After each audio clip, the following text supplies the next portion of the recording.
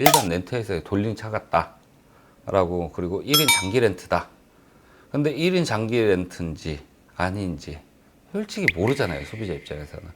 근데 요즘에는 그런 게 있어요. 제가 이제 장기 렌트 사업을 하고 있잖아요. 네. 근데 장기 렌트는, 안녕하세요, 달인카 최혜성입니다. 반갑습니다. 반갑습니다, 다리님. 네. 다리님, 오늘은 저희가 이 중고차 이제 구매할 때 1인 신조 차량 이런 네. 것들이 좀 있잖아요. 그렇죠. 정확히 일단 1인 신조 차량 이런 게 어떤 건지 모르시는 분들도 있어요. 1인 신조는 신차를 뽑아서 그 사람이 쭉 타셨다는 거예요.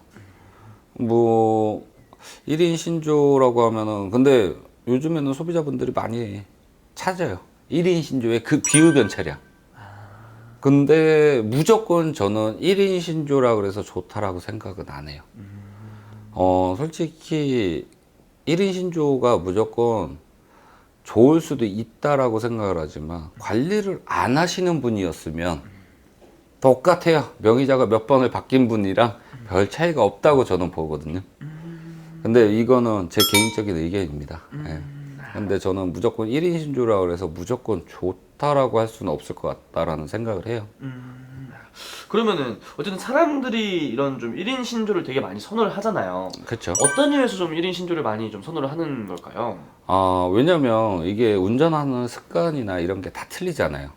그리고 1인 신조 같은 경우는 계속 주기적으로 점검을 받았다. 그리고 1인 신조가 또 선호하는 게 AS가 있잖아요. 신차 AS가. 그럼 그 기간 동안 AS 무상이잖아요. 그러니까 점검을 쭉 받지 않았겠냐. 이런 것 때문에 더 선호도가 큰 거겠죠.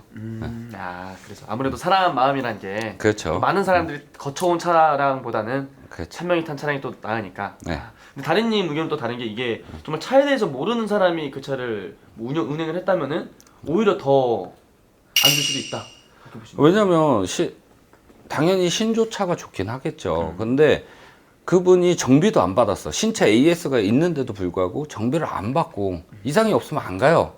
왜? 카센터 가도 센터를 들어가면은 그 기다리는 시간이 너무 오래 걸려요. 그리고 예약을 잡고 들어가야 되고 그러다 보니까 점검 뭐 이상 없으면 안 받아요. AS가 불과 있는데도. 그러면은 그러고서 막 타고 다니다 팔면 난 잘 탔거든. 파는 사람 입장에서는.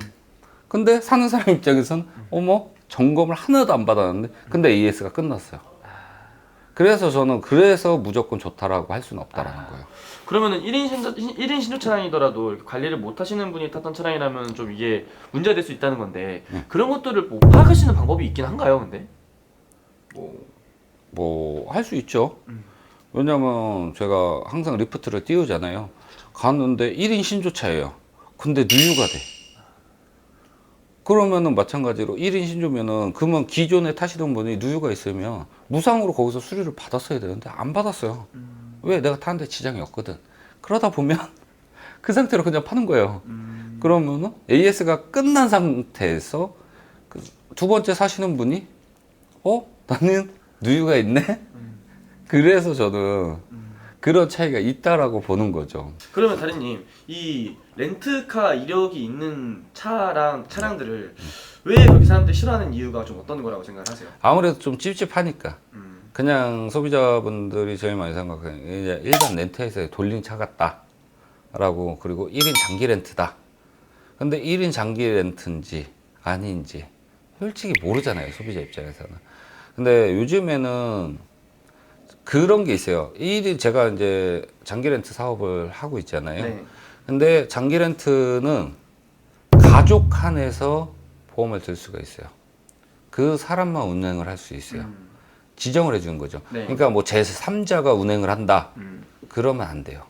그러니까 회사에서도 뭐 장기 렌트를 뽑아주잖아요. 뭐 이사님이나 뭐 이런 급으로 네. 다 뽑아주면은 그 사람만 탈 수 있게끔 보험이 딱 들어가져요. 그래서 회사 이 사람 저 사람 다 탈 수 있게 무조건 뽑는 건 아니니까 그런 부분에 대해서는 좀 참고하시면 될 것 같아요. 오케이. 그리고 이제 아까 말씀해 주신 게 소유자 변경 횟수 이것도 많이 말씀해 주셨는데 이게 누가 봐도 내가 봤을 때 이 매물이 가격도 괜찮고 옵션도 괜찮고 키로수도 괜찮고 네. 다른 차에 비해서 너무 괜찮은데 소유자 변경 횟수가 좀 많은 차들이 간혹 있잖아요. 네. 그런 건 좀 이유가 있는 건가요? 어, 지금 약간 요즘에는 좀 많아요. 왜냐하면 요즘에는 그런 게 있어요.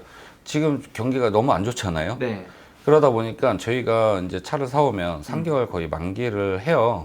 그러면 막 다른 뭐 유튜버 분들도 많이 하시는데 재고 정리 못 팔잖아요. 그럼 또 다른 상사로 경매를 보내요. 그럼 또 다른 상사에서 매입을 해가요. 그러다 보면 이전 횟수가 많아지는 거예요. 상사에서 상사, 상사에서 상사 뭐 이렇게 걸쳐. 근데 소유자 변경 횟수는 계속 뜨겠죠. 그래서 저는 그 기간을 봐요. 이게 2, 3일이냐, 뭐 며칠이냐, 뭐 한 달이냐, 뭐 이런 거를. 그런 거를 좀 보고 제가 판단을 하는 것 같아요. 그런 것도 잘 보고 또 네. 해야겠네요. 그러면은 그게 아니라 다리님이 말씀한 게 아니라 진짜로 많은 사람들이 거쳐간 차 나면은 네. 그 이유가 있는 거겠죠. 그 차 안에 사연이 있는 차인 거예요. 솔직히 약간은 좀 한 번 더 쉬어가는 것도 나쁘진 않을 것 같아요. 그런 것들은. 왜냐면 소유자 변경이 너무 많다.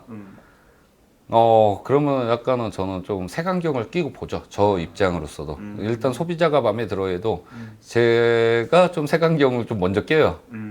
차라리 뭐 금액도 맞고 소비자 입장에서 금액도 맞고 난 마음에 든다 라고 했는데도 불구하고 저는 색안경을 끼고 다른 차를 한번 보시죠 라고 한번 요청을 드려요.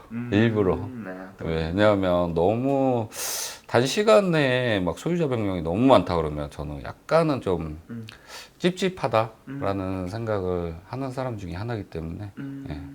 오케이, 맞습니다. 어쨌든 오늘 이렇게 이 소유자 변경이라든지 아니면 이 렌트 이력 그리고 1인 신주 관해서 또 말씀해 주셨는데 마지막으로 시청자분들 한 말씀 해주시면서요 마지막 인사 부탁드릴게요.